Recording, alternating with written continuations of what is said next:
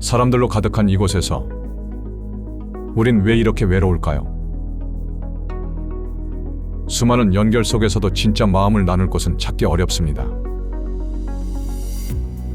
그런데 누군가를 위해 마음을 모으는 순간이 있습니다. 그 사람의 아픔을 함께 안고 회복을 바라는 그 순간, 나도 모르게 그 마음이 나를 다시 채웁니다.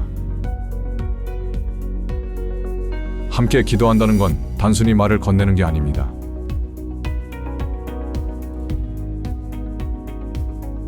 당신은 혼자가 아니에요. 당신의 이야기를 듣고 있어요라고 말하는 거예요. 중보기도 네트워크는 서로를 회복시키는 따뜻한 연결의 시작입니다. 한 사람의 기도가 모여 누군가에게 빛이 됩니다. 혼자가 아닙니다. 함께할 때 우리는 더 밝아집니다.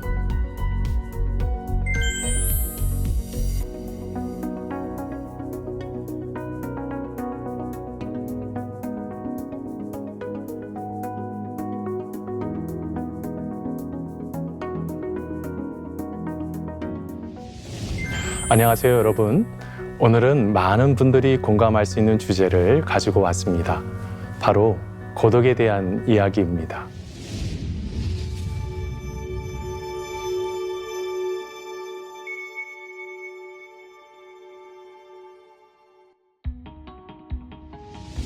현대인의 고독은 단순히 홀로 있는 상태를 넘어섭니다. 여러 사람과 웃고 떠들어도 나의 진심이 누군가에게도 닿지 않는 것 같고, 나 자신만 동떨어져 있는 것 같은 그러한 감정. 혹시 여러분도 경험해 보신 적이 있으신가요? 최근 한국보건사회연구원의 조사에 따르면 성인 4명 중 1명이 심각한 외로움을 경험하고 있다고 합니다. 이러한 정서적 고립은 우리의 마음 건강은 물론 신체 면역력까지 저하시킨다는 연구 결과들이 속속 발표되고 있습니다. 실제로 고독의 영향으로 면역력이 30% 저하되고 우울감이 50%나 증가하며 수면의 질이 40% 저하된다는 통계도 있습니다.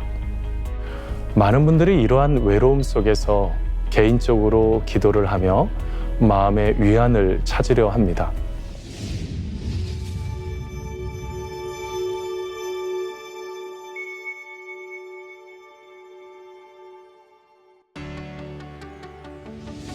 그런데 여기서 흥미로운 질문이 하나 생깁니다.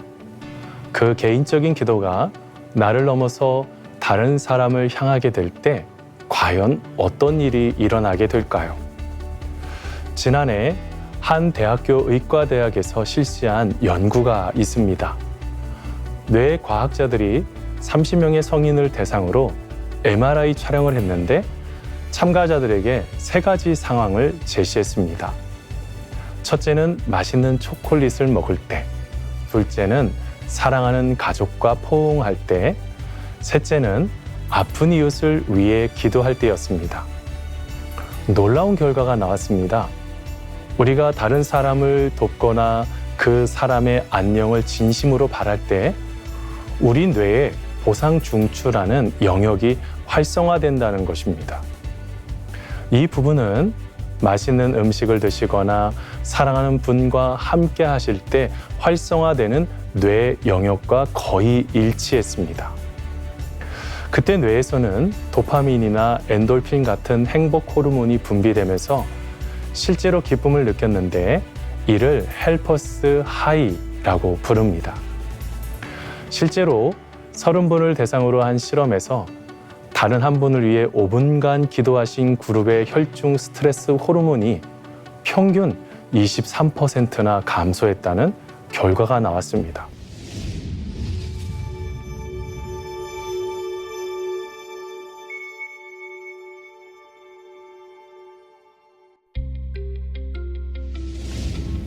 바로 여기에서 공동체 중보기도 네트워크의 개념이 등장합니다. 이는 개인의 기도가 공동체의 기도로 확장될 때 나타나는 놀라운 현상들을 설명하는 개념입니다. 이 네트워크가 우리에게 가져다주는 세 가지 빛이 있습니다.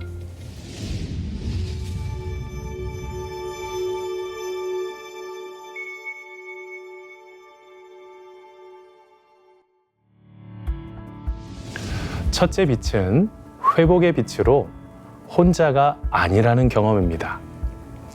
실제 사례를 들어보겠습니다. 저희 교회는 64명의 중보기도팀이 있습니다. 누군가 큰 고통을 경험하면 담당 권사님은 곧바로 긴급 기도 요청 문자를 카톡방에 보냅니다. 땡땡땡 집사님 남편분 응급수술 기도 부탁드립니다. 땡땡땡 권사님 아들 교통사고, 땡땡땡 권사님 암 진단 기도해 주십시오. 이처럼 기도 제목이 올라오면 즉각적으로 기도 네트워크가 가동됩니다. 그 후 휴대폰 화면에 실시간으로 응답 메시지들이 올립니다. 간절히 기도하겠습니다. 하나님께서 반드시 함께 하실 것입니다. 염려 마십시오. 저희가 있습니다. 어떤 때는 기도해야 하는 대상이 누구인지 알지 못할 때도 있지만 암 수술이나 응급 상황이 발생하면 즉각적으로 기도 네트워크가 가동이 됩니다.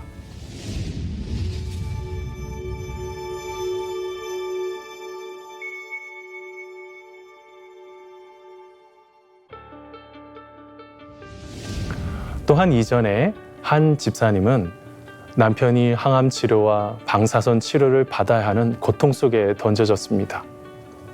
그때 모든 기도자들이 집중해서 기도하기 시작했습니다. 특별한 것은 이 집사님이 매주 받아보신 격려 메시지들이었습니다. 어떤 분은 오늘 기도하면서 집사님 남편의 얼굴이 밝아지는 모습이 떠올랐어요 라고 하셨고, 다른 분은 치료 과정에서 부작용이 최소화되도록 특별히 기도했습니다 라고 구체적으로 알려주셨습니다. 그 후 여자 집사님은 그 시간을 하나님 안에서 이겨내고 있다며 다음과 같은 문자 내용이 왔습니다. 너무도 다행인 것은 남편이 낙심하지 않고 스스로 잘 가꾸고 있습니다. 모든 것이 하나님의 은혜이며 그런 사랑을 받을 수 있도록 진심 어린 간구해 주신 목사님과 성도님께 감사합니다. 기도는 그 집사님에게 마치 회복 탄력성과 같았습니다. 즉 기도는 유연한 갈대처럼 거친 바람과 폭풍 속에서도 부러지지 않고 다시 일어서는 힘을 준 것입니다. 그래서 중보기도는 삶의 어둠 속에서도 다시 빛을 향해 고개를 들 수 있게 하는 귀한 힘이 된 것입니다.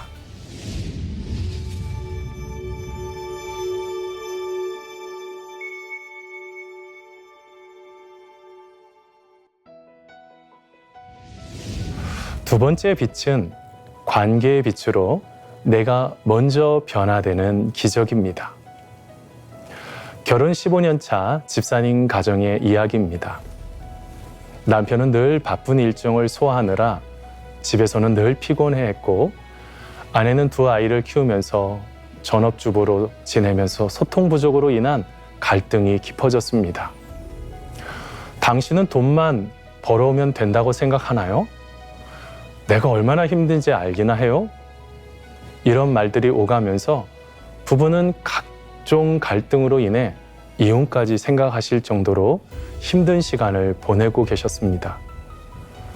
깊은 상처만 남은 상황에서 아내는 기도 모임에 참여하여 변화를 경험하기 시작했습니다. 처음 기도 모임에 나왔을 때는 눈물부터 쏟으셨습니다.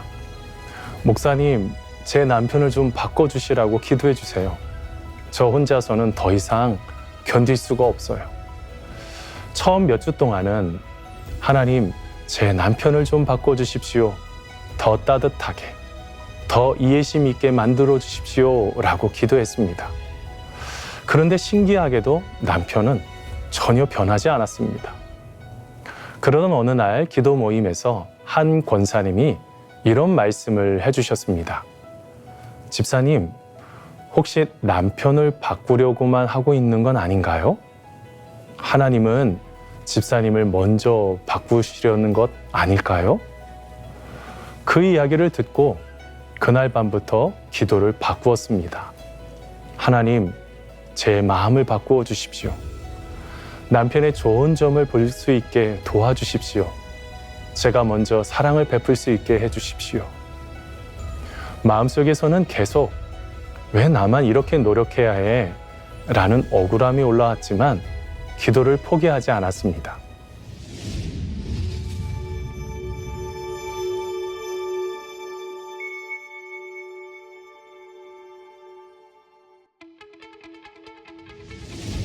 (3주가) 지났을 때 작은 변화가 시작되었습니다.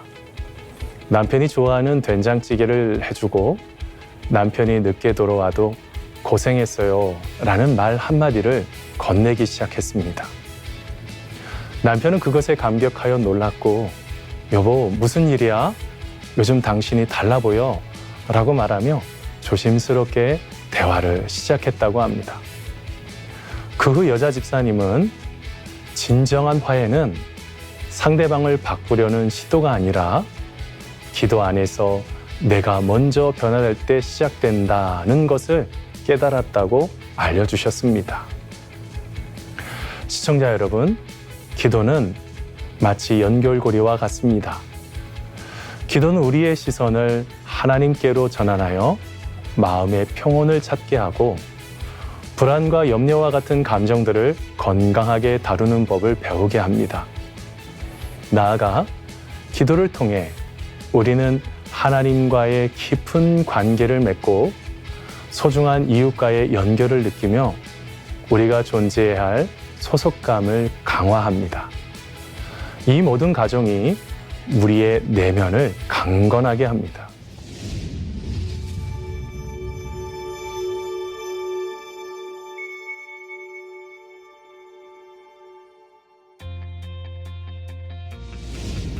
세 번째 빛은 의미의 빛으로 위대한 이야기의 주인공이 되는 경험을 통해 우리의 삶이 새로운 의미를 얻게 됩니다. 기원전 445년 바벨론 포로 생활에서 돌아온 유대 백성들은 절망에 빠져 있었습니다. 주변 민족들의 조롱도 끊이지 않았죠. 그때 지도자 느헤미야가 가장 먼저 한 일은 기도였습니다. 무릎을 꿇고 금식하며 하나님께 기도했고 이것이 곧 공동체 전체의 기도가 되었습니다. 느헤미야는 두려워하는 백성에게 힘주어 외쳤습니다. 저들을 두려워하지 마십시오. 위대하고 두려우신 주님을 기억하고 여러분의 형제와 자녀와 아내와 집을 위해 싸우십시오. 이 외침은 단순한 구호를 넘어섰습니다. 흩어져 있던 개인들에게 우리는 하나님의 언약을 이루는 중이다 라는 초월적 의미를 부여한 것입니다. 그 순간부터 그들은 단순한 벽돌 나르는 노동자가 아니었습니다. 민족의 정체성을 다시 세우고 하나님과의 약속을 이행하며 다음 세대를 위한 미래를 건설하는 위대한 역사의 주역이 된 것이죠.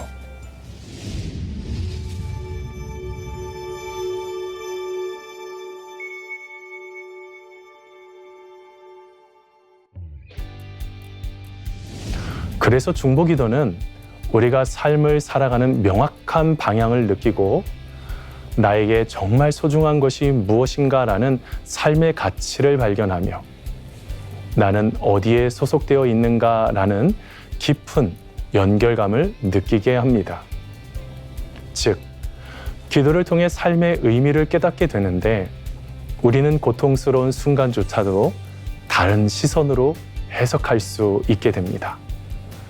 이는 마치 어둠 속에서 빛나는 별처럼 우리에게 나가야 할 길을 알려주고 어떤 시련 속에서도 끈기 있게 발걸음을 내디딜 수 있는 힘을 선사합니다.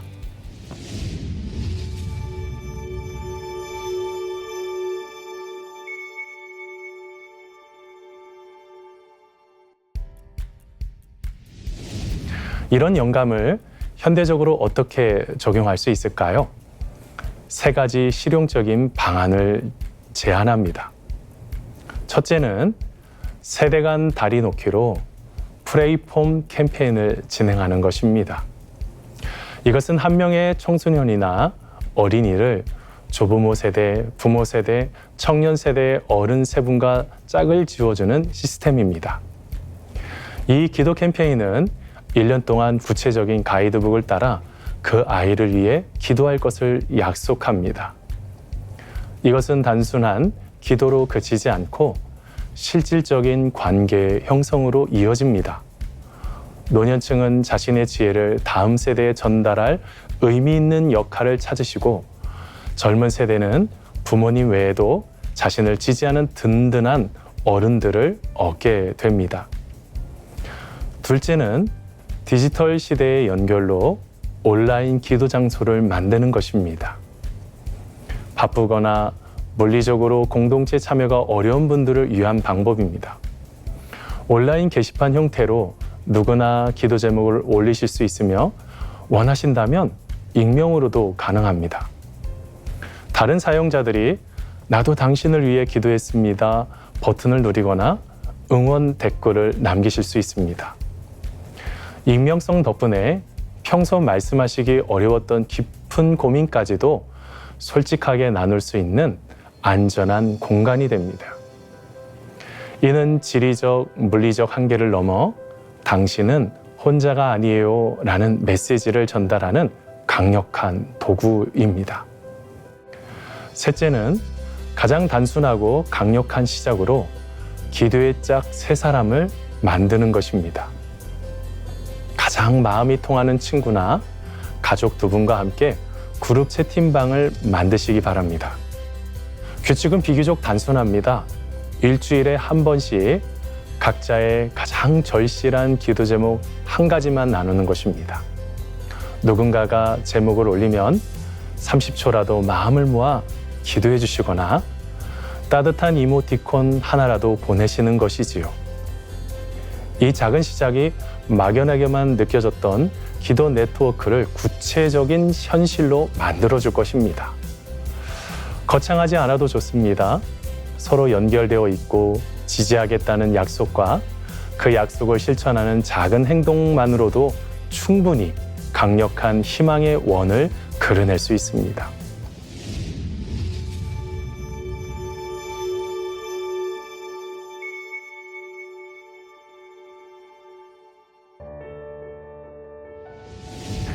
이런 현대적 모델들이 효과적인 이유는 과학적으로도 설명됩니다. 돕고 싶다, 연결되고 싶다는 마음만으로는 지속되기 어렵습니다. 하지만 구체적인 구조와 시스템이 있으면 선한 의지가 실제 행동으로 이어지는 놀라운 효과를 보입니다. 비교 실험 결과 구조가 없는 그룹은 3개월 후 지속률이 23%에 불과했지만 구조를 갖춘 그룹은 3개월 후 지속률이 무려 78%에 달했습니다. 사회심리학자들은 이를 의도 행동 격차라고 부르는데, 좋은 시스템 디자인이 이 격차를 현저히 줄여준다는 것을 알 수 있습니다.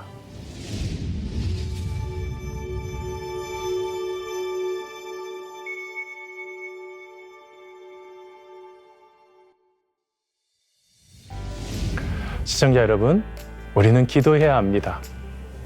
세계 기도 정보를 쓴 패트릭 존스턴의 말입니다.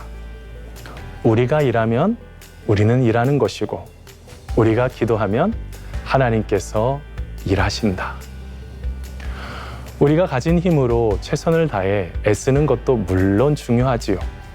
하지만 우리의 한계를 넘어서는 순간 때로는 무거운 짐을 내려놓고 간절히 하나님께 모든 것을 맡기는 것, 그것이 바로 기도의 참된 능력임을 이 문구가 다시 깨닫게 합니다. 우리가 아무리 계획하고 노력해도 우리의 시야는 한정적이지만 주님은 모든 것을 아시고 가장 선한 길로 인도하시니까요. 기도의 자리에서 우리는 우리의 노력을 뛰어넘는 하나님의 놀라운 역사하심을 경험할 수 있습니다. 지치고 두려울 때, 나의 힘으로는 안 되는 순간임을 고백하며 기도할 때, 비로소 하나님의 전능하신 손길이 우리의 삶을 움직이기 시작하는 것이죠.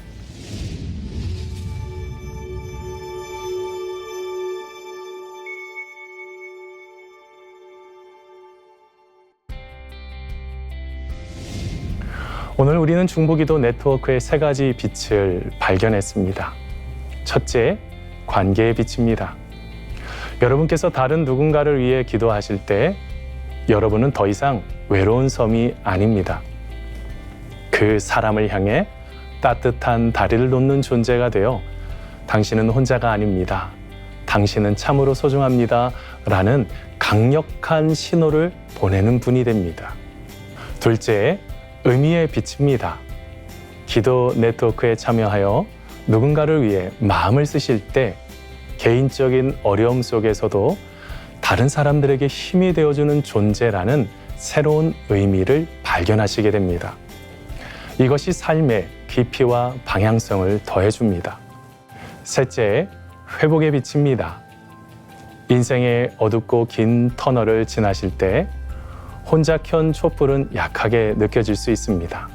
하지만 공동체가 함께 밝힌 등불은 거대한 모닥불처럼 얼어붙은 마음을 녹이고 치유와 회복에 필요한 온기를 넉넉히 제공해 드릴 것입니다.